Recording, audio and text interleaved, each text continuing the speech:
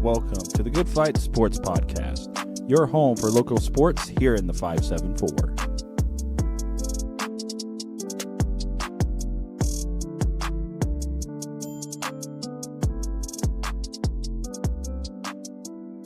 Hello, everyone, and welcome to the Good Fight Sports Podcast. My name is Kenny Cramer. Today is August 24th, and this is episode 20 of the Good Fight. Can't believe it. These last 20 episodes have gone by really quickly, honestly. And we're going to keep the ball rolling today. Sports don't stop.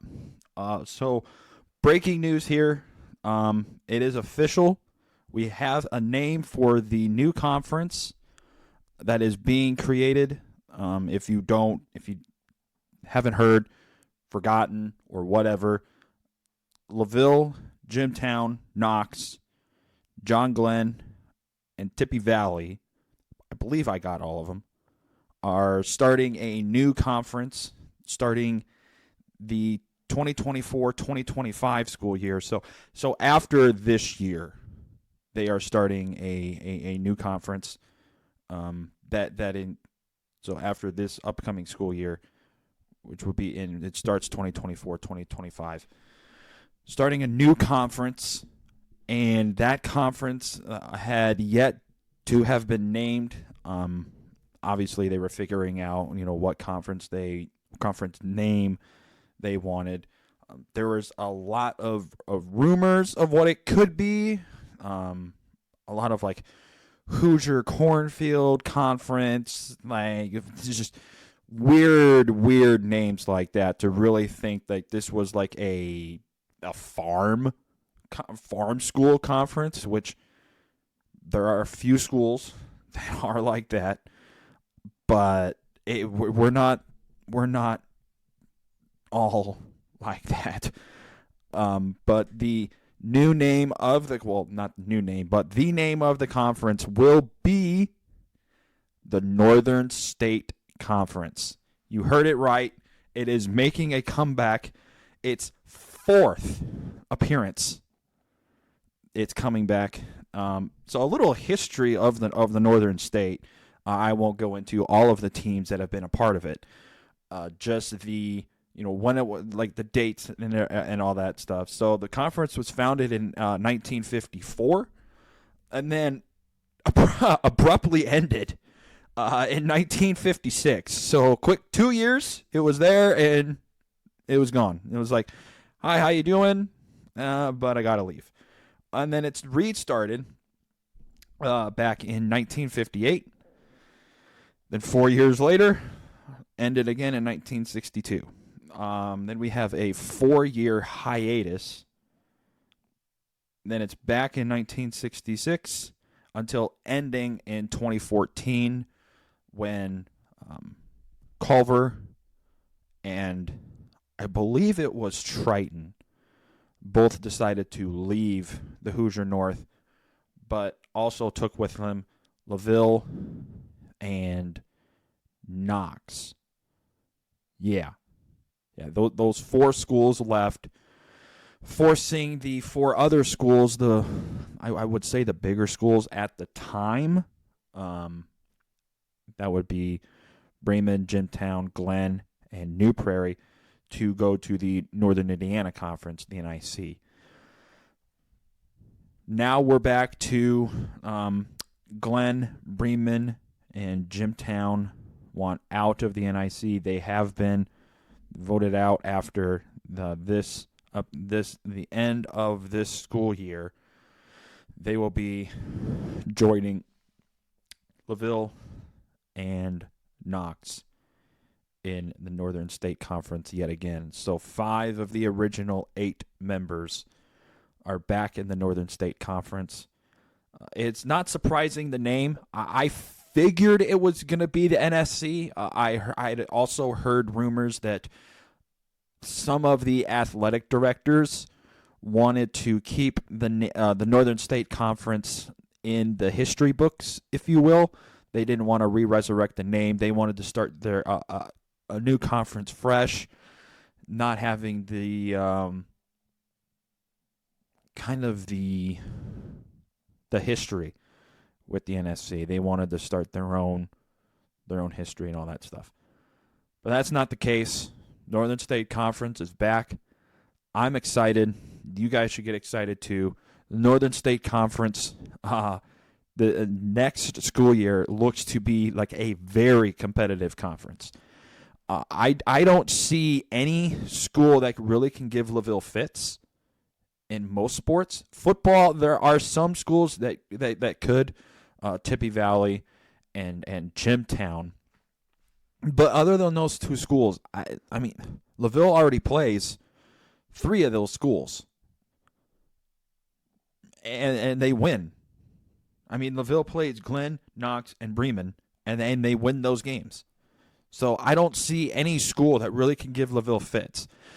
Now, I will say in football, Knox is on the rising with head coach Russ Radke down there. But other than that, the 2 main schools for football, Tippy Valley and Jimtown especially, I don't see really other school that can give LaVille fits in the conference. Now, I will say 6 schools for now is okay, but I would look into maybe going to 8. That way it just kind of it flows a little bit better. But 6 is okay. 6 is good for a conference just starting out. Well, in the NSC's case, restarting again after a 9-year hiatus. Well, it would be 10-year hiatus, honestly. But in any case, that is the new name of the conference. Now, there is another rumor going around that Rochester is really getting a lot of attention from some of the ADs in this new conference, and they are considering Rochester as a fit for the Northern State Conference. It's going to take a lot of work to get Rochester out of the Three Rivers Conference. Not that it's going to be a hard road or anything, but it seems as though Rochester found its niche in the Three Rivers Conference. However, I will agree with the ADs on this one. Rochester would be a very good fit for the conference. Just where they're located, the school's already in the conference. You already have really, really good schools in that conference, and Rochester just seems like a good fit. There's a natural-born basketball rivalry with LaVille, so you can get that going again. Obviously, the rivalries that LaVille already has within the conference, being with Jimtown, Bremen, Glenn, and Knox. What other school would you go for with the size-wise you're looking at and competitiveness? Why wouldn't you look at Rochester as a viable option for a 7th school? Now, if you add Rochester, that pushes it to 7, which is an odd number. 7 really just doesn't work within a conference. So you would look for that 8th school. And I've seen Fairfield being mentioned, but I don't think Fairfield would entertain leaving their conference. They are in the Northeast Corner Conference, but you never know. You never know. And they're over in Goshen, so that'd be quite a haul for them to go down to Knox. But you never know. You just never know. So, moving on to the high school football matchups for tomorrow night. These are games that you should go to if you have the opportunity. And the games that are going to be covered the most here on our weekly score update for next week. So we're going to start off with the game at Lancer Field tomorrow night, 7 p.m. kickoff. It is Class 1A, number 14 Triton at 1-0, visiting the 2A, number 9 LaVille Lancers. LaVille won last week against Bremen, 17-10, and Triton won as well, 30-6 over South Central. So let's kind of break down this rivalry here. LaVille leads the all-time series with Triton. It is 36-16-1 is LaVille's record against Triton all time. But in the last 11 matchups, the Lancers have won 10. And that goes back to 2014.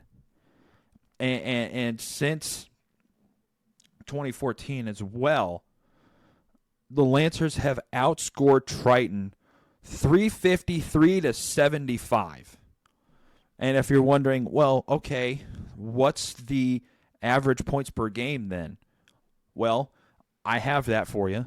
So the average points per game for LaVille in that time span is 35.3. So 35 points a game LaVille is putting on Triton. And Triton is only scoring 7.5. So anywhere from a touchdown to 8 points is all Triton is scoring. And that is since 2014. And I found that to be really impressive.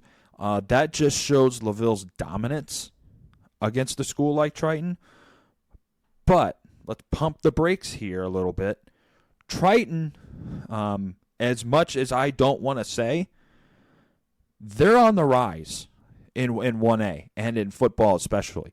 Watch out for Triton. Triton is coming, and they are not taking any prisoners. There's a lot of hype around this Triton football team this year with their new head coach. And I would jump on that train if I was down there, if I was down in Bourbon or was a Triton Trojan fan. Jump on this bandwagon, jump on the train. You don't know where it's going to take you, but start believing the hype. If not this year, next year, Triton is going to make a name for itself. It could be this year. Watch out, because I think Triton can get some big wins against schools on the schedule that you normally don't see Triton win. I wouldn't be surprised. There is no doubt in my mind that this game against Triton could be considered a trap game. Not because Triton is, an easy game. It's not this year. But the fact that from a LaVille perspective, you just beat your rival. You just beat, I would argue, your arch rival, Bremen. To then come home and you have Triton. You look at Triton with the way that LaVille won last year to this year. I mean, so from last year, LaVille put up 56. LaVille won 56-14 against Triton last year. Running clock. I think this year is going to be a little bit different. I think it's going to be closer than what people think. I still think LaVille's going to win. And I think it's going to be 35-14 Triton, LaVille. But I think it's going to be a lot closer than what people think. I think 35-14. It's only going to be like that because LaVille's going to score a couple touchdowns in garbage time. But I wouldn't be surprised if it's 14-14, 14-10, or 21-20. I wouldn't be surprised if the final score is a lot closer than what people think, or even what my prediction is going to be. So this game's going to be good. Get out to Lancer Field, 7 o'clock Friday. Be there or be square. If you don't want to go to that game, I got another one you should go to, but you're going to have to get to this one early. The Backyard Brawl is back. Ugh, chills. Class 5A, number 7, Mishawaka, visits 6A, number 11, Penn. That's right. It's Mishawaka Penn in the Backyard Brawl at Freed Field at Penn High School. Kickoff is at 7. Y'all, if you're going to go to that game, get there at 6. Get there early. It's going to almost probably be sold out. I wouldn't be any bit surprised if it is sold out. So if you haven't looked into the Backyard Brawl, it is kind of a bit one-sided, if kind of wouldn't be surprised. However, there's one stat about this you would be surprised at, and we'll get to that. So all time in the series, Penn leads Mishawaka 48-15-1. A lot of that has been in the last 47 games for Penn. So Penn has won 41 of the last 47 games in the series, and I'm not kidding. I think in the last few years, Mishawaka's won 5 times. I think 5 times? 5 times. They won 4 times 2 years in a row. And then recently, not the last game in the series, but the game prior, Mishawaka won.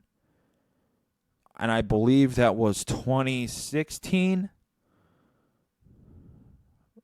when Mishawaka won last. I think, if I'm not mistaken. I think so. And then 2017, Penn won at Mishawaka to end the series. So this game is going to be electric. The atmosphere is going to be one of almost a small college. Well, I mean, obviously it's Penn High School and all that stuff. So you have fans out there that make it feel like a small college and all that stuff. But just the fact that the two communities are super close to each other. Mishawaka High School from Penn is like a 7-minute drive. I mean, it is. It's why it's called the Backyard Brawl. Both schools, both communities, players have grown up together. And for the players currently, none of the players have played each other ever. I mean, you would have to go to like junior high, pee-wee, well, over there it's Granger Rocket football, but stuff like that for those players to even know about each other, play against each other, and all that stuff. They haven't played in high school yet. This is the first time that these players will play each other, and I think it's great. You know, you kind of hit the reset button on the rivalry, just due to the fact that Mishawaka was joining a new conference. They had to figure some things out. Penn wanted to do some things with their schedule too, so they had to rework things. Then Penn, when they got the contract renewed with Mishawaka, they had to move around some things on their schedule. They did that, and they got Mishawaka back on the schedule where Mishawaka should be every single year. That's all I'll say about that. But this game, I'm gonna be there. So I'll give more breakdown of this game next week on the recap show for football. But the one thing that really stuck out to me, another quick little fact about this series is when this series started, Penn lost 8 of the first 9 games. And a lot of the losses were not even close. I think the last loss, so loss number 8, it was 66-0 Mishawaka. And I don't have the date in front of me for that, but that was, way back. But 66-0. And a lot of the losses, like I said, weren't close. It was surprising just to see the dominance that Mishawaka had when this rivalry started. And I can see why this is such a rivalry, because you lose to a school 8 times, and you can't get that first win. The amount of work, the amount of effort you put in just to beat that one school is so much. And I see why it's a rivalry now. I can see why, before this series ended in 2017, the two schools really didn't like each other. I mean, there was a lot of, the communities did, but, when you would get in the football stadium and they were going for blood. This series, this rivalry is one of the fiercest rivalries around. And I think with the reset button, it's going to take time for that rivalry feel to come back to where it was. But give it time. Give it till next year. And this series will be back to where it was, how it felt, how it should feel in the backyard brawl. So last outing for both schools, Penn beat 5A number 1 Valpo, the defending state champions, on the road too, 38-21, and then Mishawaka won in their home opener against Marion, 44-12. And like I said, this game is going to be close. I think with just the atmosphere and why it's a home game for Penn, and just the fact that they're a little bit, they're bigger, they're more disciplined than they were last year. Give me Penn in a 27-24 win against the Cavemen. I also think Penn can run away with the game, and I also think Mishawaka can win the game. I see it going one of those ways. I don't see Mishawaka winning in a close game, however. I don't know. I don't see Mishawaka winning in a blowout. I do not see that happening. It's either going to be Mishawaka in a close win, Penn in a close win, or Penn in a blowout. It's going one of those 3 ways. I think Penn's going to win in a close game, 27-24. Then the next notable game is Jimtown at Concord. So Concord leads this series 32-30. The Minutemen have won 5 of the last 6 games, and have also won 4 straight games in this rivalry. This is a hatred. This game. These two schools do not like each other since the series started. Actually, ever since either Concord or Jimtown was formed, the two schools really didn't like each other. And this is the 62nd game of the series too, and of this rivalry. And this is also one of the fiercest rivalries around. So last outing for both schools, Jimtown lost at Northwood. I made the mistake of thinking Jimtown was at home against Northwood. They were on the road, so that is my bad. I'll correct myself.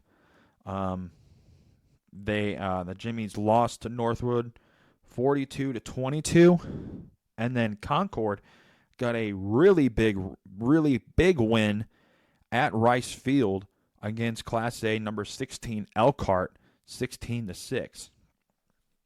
And so with that, I think Concord is riding a really high road right now. They're sitting really good. And Jimtown, just the way they lost, I think that Concord's going to come out and just slap them around, punch them in the mouth. They're going to come out and they're going to punch them right in the mouth, right in the start, and I think Concord is going to run away with the game. I think it's going to be 41-27. Jimtown making a little bit of a comeback in the fourth quarter, but it's not enough. So give me Concord 41-27. Some other notable matchups around the area. Elkhart is at Northridge. Elkhart lost to Concord, like I said, 16-6. Northridge beat Fort Wayne North on the road, 26-13.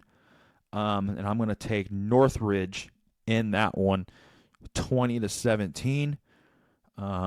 Culver Academy is at Mishawaka Marion. CMA beat South Bend Adams 21-14, and then Marion lost to Mishawaka 44-12. I'm going to take the Knights in that one, the Marion Knights, 28-21 over CMA. And the other notable matchup that I saw was Tippecanoe Valley at Rochester. And the last outing for both schools, Tippy Valley beat Wawasee 23-12, and then Rochester just absolutely walloped Wabash 56-7. And so give me Rochester in that one, 27-24. So on that is going to end the high school football games for this next week, the matchups here. And we're going to jump to Notre Dame football. It is game week. We are 2 days away from a kickoff between number 13 Notre Dame and Navy. This was at one point the one of the longest games played in college football. I think it was like 94 games, I think. Pretty close. So 2 days away. This game is in Aviva Stadium in Ireland. And I'm ready for this game, man. I am ready for it. I'm pumped. It's going to be a great year for Notre Dame. So we're going to introduce the captains here. Not in any particular order. Just going to list off the 4 captains for the Fighting Irish this year. So we got one captain is Sam Hartman, quarterback. Then another one is Joe Alt. He's an offensive lineman. And then cornerback Cam Hart, and linebacker J.D. Bertrand. So those are your 4 captains for the Irish this year. And then the Irish have also released their depth chart for the game against Navy. And we're going to go over the starters, offense, defense, and then some special teams players as well. So for the Irish, on Saturday, we got wide receiver Tobias Merriweather, then wide receiver Jaden Thomas and Chris Tyree, who switched from running back to wide receiver in the spring. Great choice for him, by the way. And then he's also switching his number. He was number 2 in the spring. He is now switching to 4 for the sole reason of he is on special teams, and that there was a number 2 already. I think it was DJ Brown who was a part of the special teams, and DJ Brown wears number 2. And so Chris Tyree will switch from 2 to 4 to have no issue with that. My bad. So then we got our linemen. At left tackle, we have Joe Alt. Left guard, Pat Coogan or Kogan. I don't know how you say it. I'll say it both ways. At center, Zeke Correll. Right guard, Rocco Spindler. And then at right tackle, Blake Fisher. So those are your offensive linemen. Then we have tight end, Mitchell Evans. Watch out for Mitchell Evans this year. I think this kid's going to have a breakout year. Not in the Michael Mayer kind of breakout season, but watch out. He's going to make a name for himself. And then running back, no surprise, Audric Estime. And then quarterback, Sam Hartman, a.k.a. Sam Dartman. I think this is a great offense. And I think the wide receiver group loves the fact that they have a quarterback that can put the ball where they can catch it and a quarterback who can throw bombs and throw dimes. Seeing Sam Hartman in the spring game, he looked absolutely locked in. I loved it, and I think he's going to be locked in for game 1, and I think this offense is going to roll against Navy.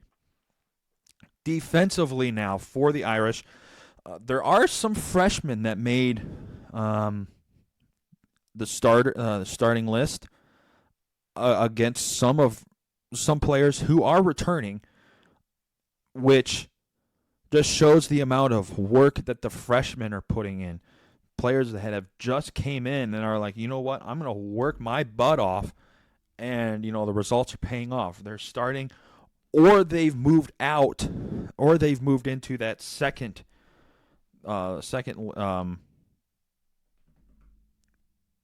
they're second on the depth chart behind one of the starters. And so those starters are at defensive tackle. We have Javante Jean-Baptiste, JJB. At nose tackle, we have Howard Cross. And at other defensive tackle, we have Riley Mills. Then at Viper, we have Jordan Botello, linebacker Maris Leofau, and another linebacker we have J.D. Bertrand. The Rover is Jack Kaiser. Cornerback, one of the cornerbacks is Benjamin Morrison. At slot safety, we have Xavier Watts. At free safety, DJ Brown. And then at other cornerback, we have Cam Hart. I think the defense is good. It's going to be one where it's going to be awesome to see this defense play. I think this could be considered, if the season goes right, maybe one of the best defenses Notre Dame's had. And I would say probably since 2012. If this season goes the way I think it's going to go, I think no doubt in my mind this is one of the best defenses that Notre Dame has had since 2012. And then special teams wise, kickoffs and place kicking, that will be Spencer Schrader. Punts, Bryce McPherson. And then kick returns and punt returns. Punt returns will be handled by Chris Tyree.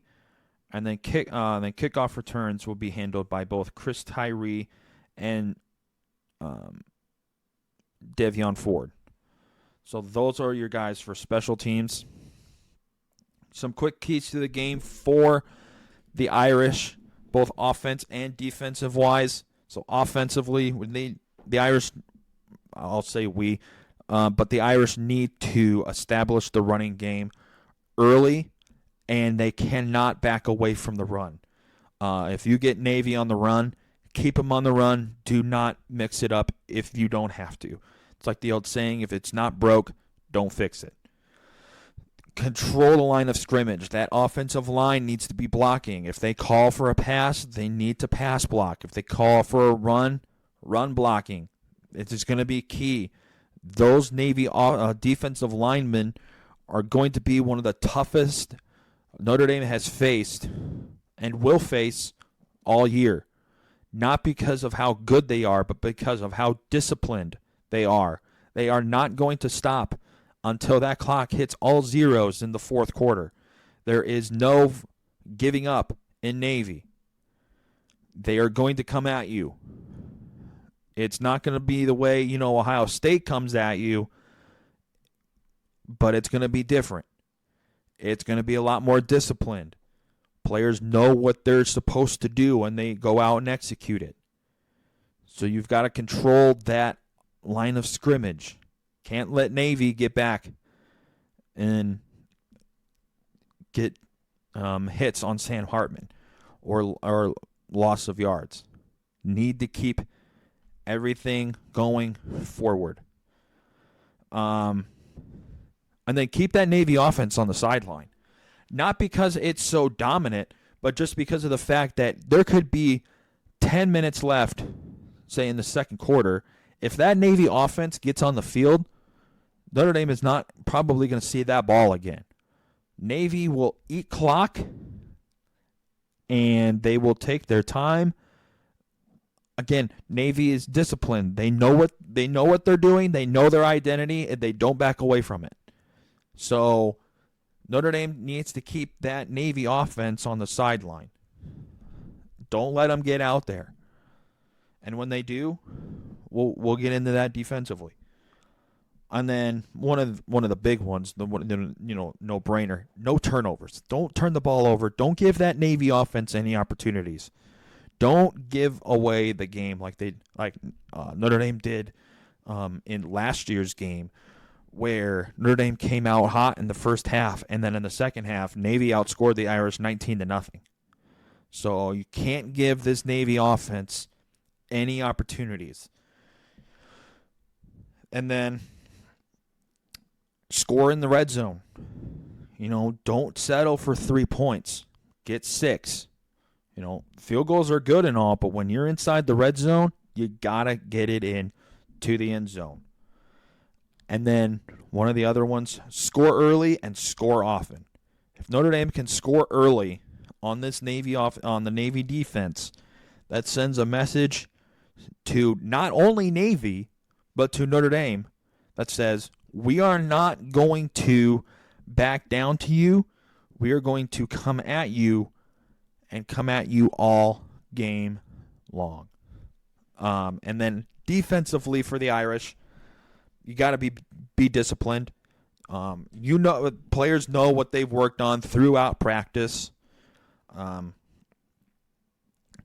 Make sure you do your assignment. Don't be doing someone else's assignment. Don't be checking around to see if other people are doing their assignments. Do what you know you need to do, and then you'll be successful. This also goes in with the next one. You got to tackle. You got to wrap up. Notre Dame cannot afford to miss tackles. Notre Dame has got to tackle Navy. And then force turnovers. If there's a run, get in there, try and strip the ball, try and punch the ball.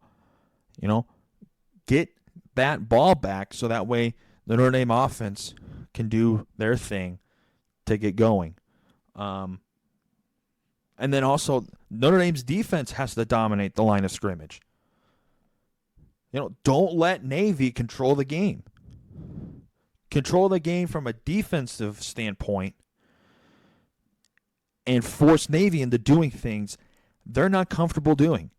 Navy is comfortable going 3 yards in a cloud of dust. Don't allow 3 yards. Tackle for loss. Force Navy into third and longs, second and longs. Navy likes when it's second and short, third and short, fourth and short. Force Navy into 3rd and 7, 3rd and 9, 3rd and 10. Things like that. Things where they are not really comfortable doing. So where Notre Dame can, start doing more creative things like bringing in an extra guy or whatever and forcing Navy to throw the ball, which we might see a lot of this year. And then obviously the main one defensively for any team is don't allow big plays.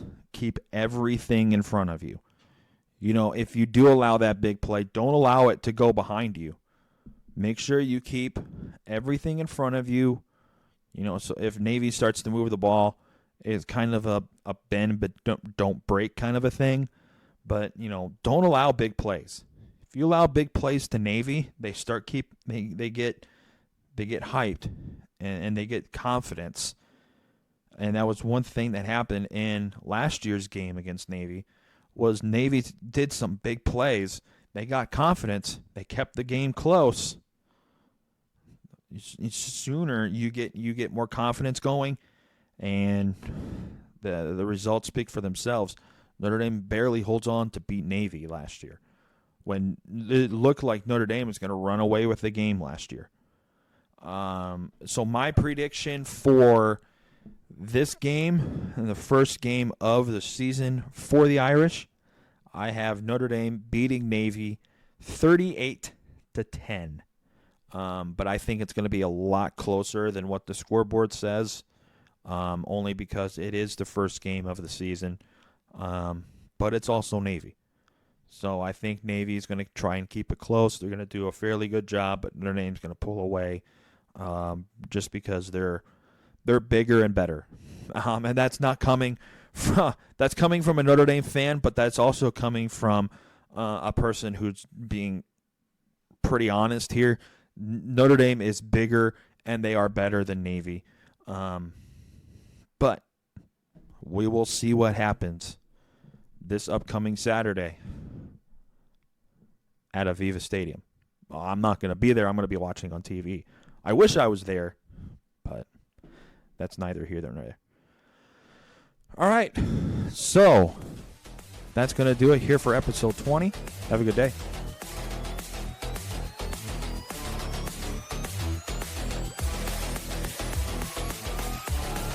Hey guys, it's Kenny, host of The Good Fight. We hope you enjoyed the episode. If you want to hear more, you can check out our website at thelugnutspodcastgroup.com for all information related to the podcast and where to listen to us. You can also follow the Patreon page for exclusive benefits for the show. Join us next time for The Good Fight.